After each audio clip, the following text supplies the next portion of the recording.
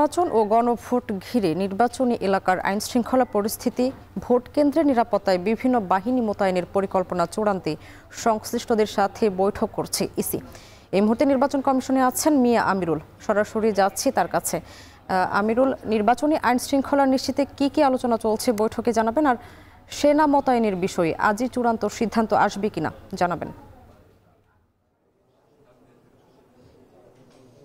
স্বামী, আপনি যেমনটি বলছিলেন, নির্বাচন কমিশনের যে তফসিলের যে পরিকল্পনা সেটি বলা চলে একেবারে শেষ পথে এসে পৌঁছেছে। কিছুদিনের মধ্যে তফসিল, তারই অংশ হিসেবে কমিশনের যেহেতু সব ধরনের প্রস্তুতি প্রায় সম্পূর্ণ হয়েছে, আজকেই মূলত আইনশৃঙ্খলা যে বাহিনী তাদের সাথে মূলত সমন্বয় সভা বসেছে নির্বাচন কমিশন, যেখান থেকে মূলত ভোটের মাঠে যে নিরাপত্তা নিশ্চিতের যে বিষয়, সেই সাথে বিভিন্ন ধরনের যে চ্যালেঞ্জ রয়েছে সেই বিষয়গুলো কিন্তু কমিশন মোটা দাগে তারা কাজ করার জন্য তারা পরিকল্পনাগুলো তারা নির্ধারণ করবে। এবং কিছুদিন আগে আমরা দেখেছিলাম যে কমিশনের পক্ষ থেকে একটি সেন্ট্রাল পর্যায়ে তথা কেন্দ্রীয় পর্যায়ে একটি মনিটরিং কমিটি তারা করেছে কমিশনের পক্ষ থেকে। এবং আপনাকে জানিয়ে রাখি যে একই বিষয় কিন্তু সভা হয়েছিল গত মাসের 20 তারিখে, যে সভা থেকে আমরা জানতে পেরেছিলাম পরবর্তীতে যে দেশের যে 300টি সংসদীয় আসন রয়েছে সেই 300 সংসদীয় আসনকে লাল, সবুজ কিংবা হলুদ তালিকাভুক্ত করে তারা কমিশন কিন্তু বিভিন্ন ধরনের পরিকল্পনা সাজাচ্ছে যে কিভাবে কিংবা কোন কোন কেন্দ্রে কীভাবে তারা পরিকল্পনাগুলো করবেন। যেহেতু এবারে প্রায়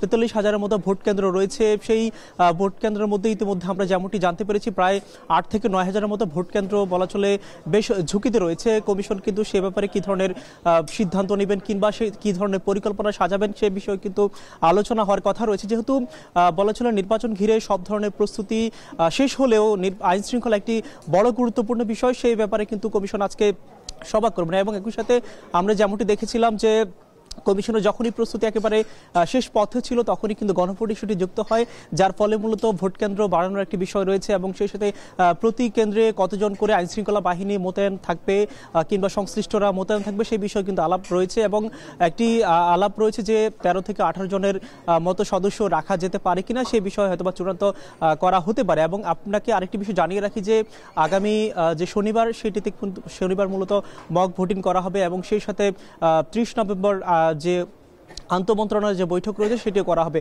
বলা চলে আজকের এই যে সভাটি সেটি মূলত আইনশৃঙ্খলা বাহিনীর সাথে ভোটের মাঠে সার্বিক বিষয় মূলত আলোচনা করা হবে, যেহেতু এবারের দুইটি ভোটই একই দিনে হতে যাচ্ছে এবং বলা চলে বেশ চ্যালেঞ্জের মুখে পড়তে যাচ্ছে নির্বাচন কমিশন। সেই চ্যালেঞ্জ উত্তরে কতটুকু সুষ্ঠু করা যায় ভোট, সে বিষয়ে সার্বিক বিষয়ে আলোচনা চলছে। সামনে নির্বাচন কমিশন কার্যালয় থেকে যুক্ত হয়েছিলেন মিয়া আমিরুল। আগুনের